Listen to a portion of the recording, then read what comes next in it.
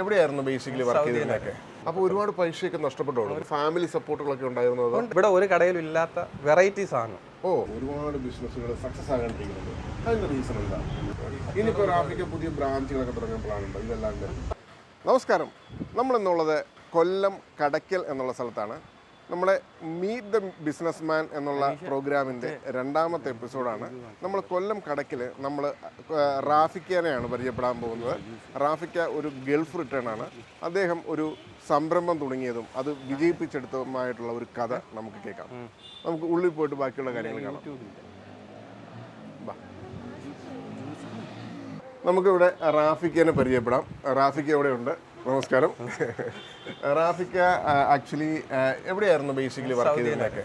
സൗദിയിൽ എത്ര നാളുണ്ടായിരുന്നു? 16 വർഷം അവിടെയായിരുന്നു, സൗദിയിലായിരുന്നു.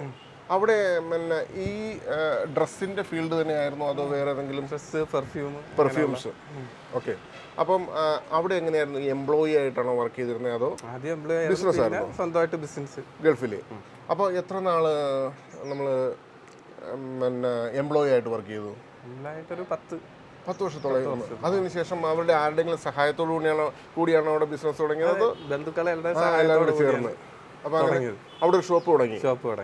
അപ്പോൾ ഷോപ്പ് നല്ല രീതിയിൽ പോയോ? നല്ല രീതിയിൽ പൊയ്ക്കൊണ്ടിരുന്നു. സൗദിയിലായിരുന്നു. സൗദിയിൽ എവിടെയായിരുന്നു? റിയാദിൽ.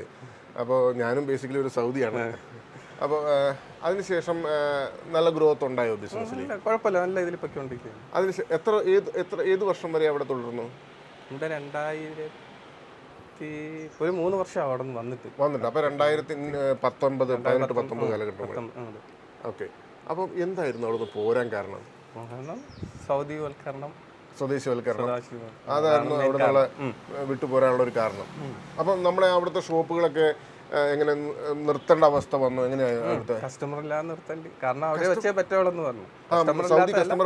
സൗദി എംപ്ലോയി വെച്ചേ പറ്റുള്ളൂ നിയമം വന്നു. അപ്പം നമുക്ക് അവിടെ നിന്ന് നിർത്തി പോരേണ്ട അവസ്ഥ. ഓ മൈ ഗോഡ്, അതൊരു വല്ലാത്തൊരു അവസ്ഥ. നമ്മൾ ഇത്രയും ഇൻവെസ്റ്റ്മെന്റ് പൈസയൊക്കെ മുടക്കിയിട്ട് നമുക്ക് അവിടെ ഒന്നും നമ്മളെ പേര് തുടങ്ങാൻ പറ്റത്തില്ലല്ലോ. സൗദിയുടെ പേരിൽ തുടങ്ങാൻ. അപ്പോൾ ഒരുപാട് പൈസയൊക്കെ നഷ്ടപ്പെട്ടോ? ഒരുപാട് പൈസ പോയി. ആണല്ലേ? ഏകദേശം നല്ലൊരു എമൗണ്ട് ലോസ് പോയി. ഓ ശരി. അതിനുശേഷം അവിടെ നിന്ന് നമ്മൾ പൈസ പോയെങ്കിലും നമ്മൾ കുറെ അധികം ഐഡിയാസ് പഠിച്ചെടുന്നുള്ള എനിക്ക് തോന്നണേ. കാരണം ഐഡിയാസ് എന്ന് പറഞ്ഞാൽ ഞാൻ ചെയ്യുന്ന പറഞ്ഞാൽ ഇവിടെ ഒരു കടയിലും ഇല്ലാത്ത വെറൈറ്റീസ് ആണ്. ഓ, അതാണ് ഇവിടുത്തെ സ്പെഷ്യൽ. കാരണം ഇപ്പൊ ഏത് ഷോപ്പിൽ പോയാലും ഫർദുണ്ട്.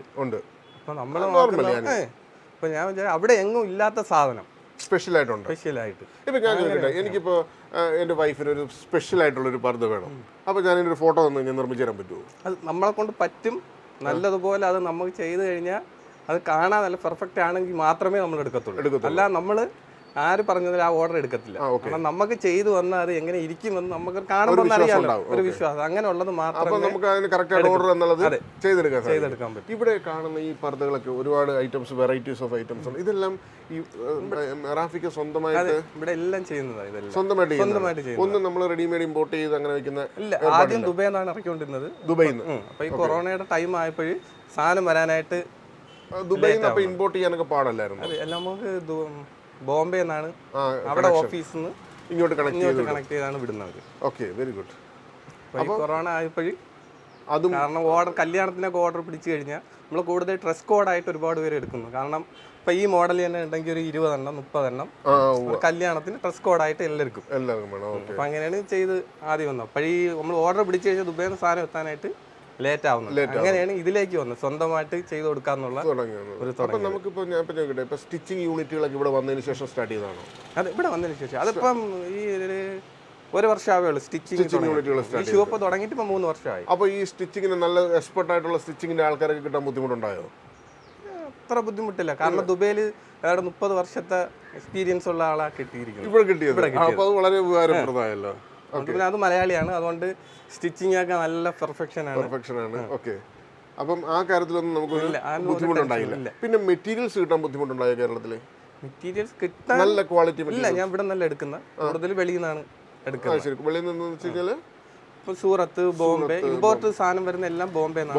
കുറച്ചൊക്കെ ഇമ്പോർട്ടഡ് കൂടുതൽ ഇമ്പോർട്ടഡ് ആണ് എടുക്കുന്നത്. Okay, very good. കാരണം നമ്മളെ കൊടുക്കുമ്പോൾ റേറ്റ് കൂടിയാലും ശരി നല്ല സാധനം കൊടുക്കണം, എങ്കിലേ കസ്റ്റമർ തിരിച്ചു വരുള്ളൂ. അപ്പോൾ ഞാൻ ചോദിക്കട്ടെ, ഇപ്പൊ സൗദിയിലാണല്ലോ ഇങ്ങനൊരു സ്വദേശീയവൽക്കരണം വന്നത്? മറ്റുള്ള ഏതെങ്കിലും രാജ്യത്തേക്ക് ജോലിക്ക് വേണ്ടി ശ്രമിച്ചായിരുന്നോ, അല്ലെങ്കിൽ ബിസിനസ്സിന്? എന്തായാലും ഇവിടെ ഒന്ന് നോക്കാം, ഇതിന്റെ ഒരു പ്ലാനോട് കൂടി വന്നതല്ല, നാട്ടിൽ തന്നെ ഒരു ബിസിനസ് സെറ്റ് ചെയ്യാം എന്നുള്ളത് തുടങ്ങി. അപ്പോൾ ഞാൻ ചോദിക്കട്ടെ, അപ്പോൾ നമുക്ക് തുടങ്ങിയ സമയത്ത് ബിസിനസ് കിട്ടാൻ ബുദ്ധിമുട്ടുണ്ടായിരുന്നോ? തുടങ്ങിയ സമയത്ത് ഒരുപാട് സ്ട്രഗിൾ ചെയ്തു. അതെ. അപ്പൊ അതെന്താ, ഞാൻ ആദ്യമേ ഇവിടെ ഒരുപാട് പേര് പറഞ്ഞു ഇങ്ങനത്തെ ഷോപ്പ് ഇട്ടിട്ട് ഒരുപാട് പേര് പരാജയപ്പെട്ടു പോയിട്ടുണ്ട്. അങ്ങനെ അപ്പൊ അതുകൊണ്ട് ഞാൻ ചിന്തിച്ച് ഇവിടെ എങ്ങും ഇല്ലാത്ത സാധനം, വെറൈറ്റി യൂണിക്നെസ് എന്ന് പറഞ്ഞാൽ അതുണ്ടെങ്കിൽ ആൾക്കാർ തിരക്കി ഇവിടെ വരത്തുള്ളൂ. അതല്ലെങ്കിൽ ഏത് കടയിൽ കയറിയാലും അവർക്ക് കിട്ടും. ഇതിനു വേണ്ടി നമുക്ക് കോട്ടയത്ത് നിന്ന് വരെ കസ്റ്റമറോട് വന്നിട്ടുണ്ട്, അത്രയും ലോങ്ങിൽ നിന്നൊക്കെ ട്രാവൽ ചെയ്ത് വന്നിട്ടുണ്ട്. അപ്പൊ നമ്മുടെ ഈ വീഡിയോ കാണുമ്പോൾ ഒരുപാട് ആൾക്കാർക്ക് നമ്മുടെ പിന്നെ ഓൺലൈൻ വഴി ഒരുപാട് സ്ഥലത്ത് ചെയ്തു കൊടുക്കുന്നുണ്ടായിരുന്നു. ശരി, ഓൺലൈനും ഫോൺ പേ, പേടിഎം അങ്ങനെ പൈസ അയച്ചിടും, ഗൂഗിൾ പേ വഴി പൈസ അയച്ചിടും, നമ്മൾ റെഡിയാക്കിയിട്ട് തിരിച്ചയച്ചു. അപ്പൊ അതിനെന്തെങ്കിലും കറക്ഷൻസും കാര്യങ്ങളൊക്കെ ഉണ്ടെങ്കിൽ, അങ്ങനെ ഒരുപാട് വ്യത്യാസമൊക്കെ ഉണ്ടെങ്കിൽ നമ്മൾ റിട്ടേൺ ചെയ്ത് നമ്മൾ പുതിയ സാധനം, അല്ലെങ്കിൽ മോഡിഫിക്കേഷൻ ചെയ്ത് കൊടുക്കും. അല്ല, പുതിയ സാധനം തന്നെ അവർ തിരിച്ചു കൊടുക്കും. കാരണം ഇപ്പൊ ലെന്ത് അവർ പറഞ്ഞേക്കാൻ ലെന്ത് കുറവാണെങ്കിൽ നമ്മൾ പുതിയത് തന്നെ കൊടുക്കും. ആ സമയം വണ്ണം കുറയ്ക്കണമെന്നുണ്ടെങ്കിൽ നമുക്ക് സ്റ്റിച്ച് ചെയ്താൽ മതി. കാരണം അവർ തന്നെ അതൊക്കെ അങ്ങ് ചെയ്തോളും.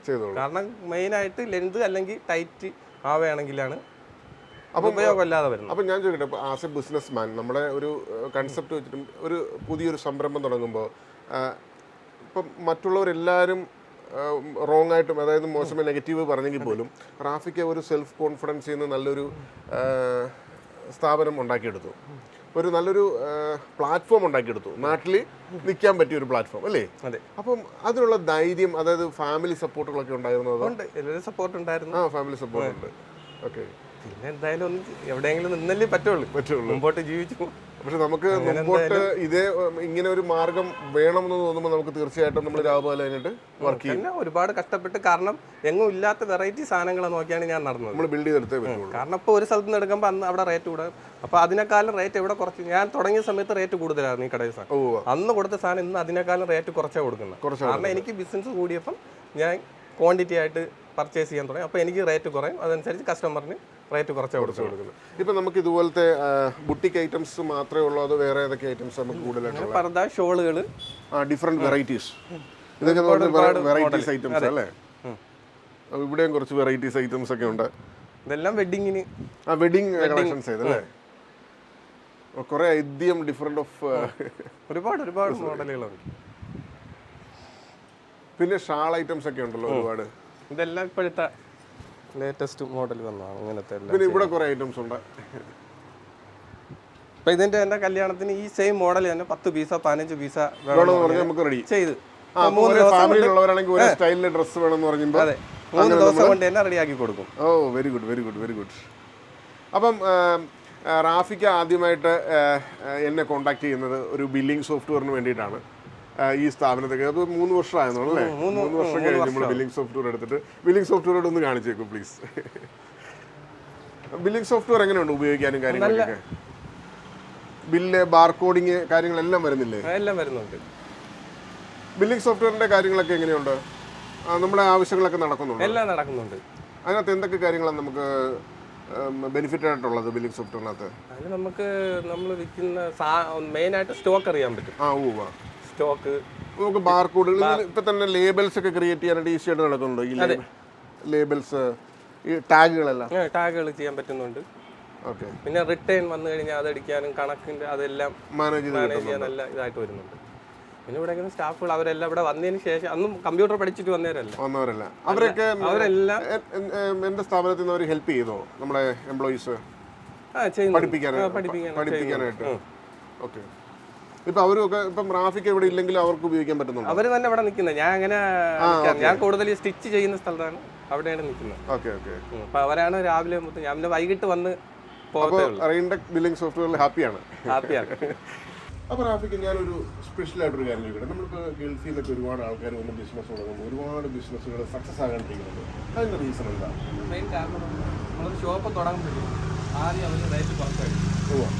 അപ്പം കസ്റ്റമർക്ക് ആ സ്ഥാപനത്തെ കുറിച്ച് നോക്കുന്നുണ്ട്. പക്ഷേ കസ്റ്റമർ കൂടി കച്ചവടം ഡെവലപ്പ് ആകുമ്പോൾ ഇവർ പെട്ടെന്ന് റേറ്റ് കൂടുതൽ പൈസ കിട്ടാൻ വേണ്ടി. കാരണം കസ്റ്റമറായി അവർക്ക് നോക്കാം. പക്ഷേ കസ്റ്റമർക്ക് അപ്പോഴും പിൻവലിയാൻ തുടങ്ങും. ഈ വരുന്ന കസ്റ്റമർ പിന്നെ വരാതാവും. അതുകൊണ്ട് എന്ത് സ്ഥാപനം തുടങ്ങിയാലും എപ്പോഴും നമ്മൾ കൊടുക്കുന്നതിനേക്കാളും പിന്നെ താത്തയെ റേറ്റ് കൊണ്ടുവരാം. ഒരിക്കലും ഹൈ റേറ്റ് ആദ്യം നമ്മൾ എവിടെ ആ സാധനം കിട്ടും റേറ്റ് കുറഞ്ഞു ആ സാധനം നോക്കി നല്ല ക്വാളിറ്റി സാധനം കൊടുത്തു കഴിഞ്ഞാൽ ആരും താഴോട്ട് പോകത്തില്ല. അപ്പോൾ നമ്മളെ കസ്റ്റമറുടെ വിശ്വാസത്തെ കാത്തു സൂക്ഷിക്കുക, അതാണ് മെയിൻ. അതാണ് നമ്മൾ കൂടുതൽ ലാഭം ഉദ്ദേശിക്കുന്നത്. നോക്കിയിട്ട് കാര്യമില്ല. കാരണം നമ്മള് ഇപ്പൊ ഒരു കസ്റ്റമറെ കിട്ടുന്നില്ല, അപ്പൊ 5 കസ്റ്റമറെ വന്നു കഴിഞ്ഞാൽ ഈ 5 കസ്റ്റമർ 10 കസ്റ്റമറെ കൊണ്ടുവരും. കമ്മ്യൂണിക്കേഷൻ. അതെ. അപ്പൊ നമ്മളിപ്പോ കസ്റ്റമേഴ്സിന് ഒരു ക്യാരക്ടർ ഉണ്ടാകും, അവിടെ പറ്റത്തില്ല പറഞ്ഞ മൊത്തത്തിൽ നമുക്ക് ബ്രേക്ക് ആയി പോകും. പിന്നെ നമുക്ക് മുമ്പോട്ട് കച്ചവടം കൊണ്ടുപോകാൻ പറ്റുന്നില്ല അവസ്ഥ. അതാണ് മെയിൻ. ഇനിയിപ്പോ റാഫിക്ക് പുതിയ ബ്രാഞ്ചുകളൊക്കെ തുടങ്ങാൻ പ്ലാൻ ഉണ്ടോ? ഇതല്ലാണ്ട് ഇപ്പൊ നമുക്ക് ആലങ്കോടുണ്ട്. അത് ഇത് കഴിഞ്ഞ് തുടങ്ങിയതാ? ഇപ്പൊ അത് തുടങ്ങിയിട്ട് 6 മാസമാകും. 6-7 മാസമാണ് ആലങ്കോട്. അപ്പൊ നല്ല ഡെവലപ്മെന്റ് വ്യത്യാസം. കാരണം നമ്മുടെ കൊടുക്കുന്ന സാധനം നല്ലതാണ്. ശരിക്കും പറഞ്ഞു കഴിഞ്ഞാൽ നമ്മുടെ customer satisfaction, variety of materials, variety of stitching, ഒരു വിശ്വാസം അത് കാത്തു സൂക്ഷിച്ച് കൊണ്ടുപോയി എത്ര നാൾ കൊണ്ടുപോകാൻ പറ്റും അതല്ലേ എല്ലാം കഴിഞ്ഞു. അപ്പോൾ ഗൾഫിൽ നിന്ന് വരുന്ന ആൾക്കാർക്ക് അല്ലെങ്കിൽ നാട്ടിൽ തന്നെ ആണെങ്കിൽ ഒരു ബിസിനസ് തുടങ്ങുന്ന ആൾക്കാർക്ക് വളരെ ഇമ്പോർട്ടൻ്റ് ആയിട്ടുള്ളൊരു മെസ്സേജാണ് നമുക്ക് റാഫിക്ക് കിട്ടിയിട്ടുള്ള എങ്ങനെ ഒരു നല്ല ബിസിനസ് ബിൽഡ് ചെയ്തെടുക്കാം അല്ലേ. സ്റ്റാർട്ടപ്പുകൾ എല്ലാവർക്കും ചെയ്യാൻ പറ്റും. സ്റ്റാർട്ടപ്പുകൾ ഒരു ബിസിനസ് ആക്കി മാറ്റുക എന്നതാണ് മെയിൻ. ബിസിനസ്. ഓക്കെ. അപ്പോൾ അങ്ങനെ നമ്മുടെ ഒരുപാട് ഗൾഫിലുള്ള ആൾക്കാരും നാട്ടിലുള്ള ആൾക്കാരും ഒരു സംരംഭം തുടങ്ങാനായിട്ട് വളരെയധികം ആഗ്രഹിക്കുന്നു. അപ്പോൾ റാഫിക്കാനെ പോലുള്ള ആൾക്കാർ നമുക്കൊരു നല്ലൊരു മോട്ടിവേഷനാണ്. അദ്ദേഹം സ്റ്റാർട്ടിങ്ങിന് വളരെ ചെറുതായിട്ട് തുടങ്ങിയതാണ്. വളരെ ചെറുതായിട്ട് അതിനുശേഷം ഇപ്പോൾ ഒരുപാട് ഓൺലൈൻ ഓർഡറുകളുണ്ട്, ഓൺ സ്ഥലത്ത് തന്നെ ഓർഡറുണ്ട്. ഇത് ശരിക്കും എക്സാക്ട്ലി പറഞ്ഞു കഴിഞ്ഞാൽ കൊല്ലം കടയ്ക്കൽ എന്ന് പറഞ്ഞ സ്ഥലം. ഈ ജംഗ്ഷൻ്റെ പേരെന്താ? കടയ്ക്കൽ ജംഗ്ഷനാണിത്, കൊല്ലം കടയ്ക്കൽ ജംഗ്ഷൻ. അപ്പോൾ റാഫിക്കയുടെ നമ്പർ വേണമെങ്കിൽ ഞാൻ ഇൻസ്റ്റഗ്രാം അക്കൗണ്ട് ഉണ്ട് അല്ലേ, ഇൻസ്റ്റഗ്രാം അക്കൗണ്ട് ഞാൻ ഡിസ്ക്രിപ്ഷനിൽ ഇടാം. അപ്പോൾ നിങ്ങൾക്ക് പ്രഷർക്ക് ആർക്കെങ്കിലും ഇതുപോലുള്ള ഡ്രസ്സ് ഐറ്റംസ് വേണമെങ്കിൽ ഡെഫിനറ്റ്ലി റാഫിക്കനെ കോൺടാക്ട് ചെയ്യുക. അപ്പോൾ റെയിൻടെക്കിൻ്റെ ഭാഗത്തു നിന്നും എല്ലാവിധ സപ്പോർട്ടും ഉണ്ടാവും. സോഫ്റ്റ്വെയർ സംബന്ധമായ എല്ലാ സപ്പോർട്ടുകൾക്കും റെയിൻടെക്ക് കൂടെ ഉണ്ടാവും, റെയിൻടെക് സോഫ്റ്റ്വെയർ ലിമിറ്റഡ്.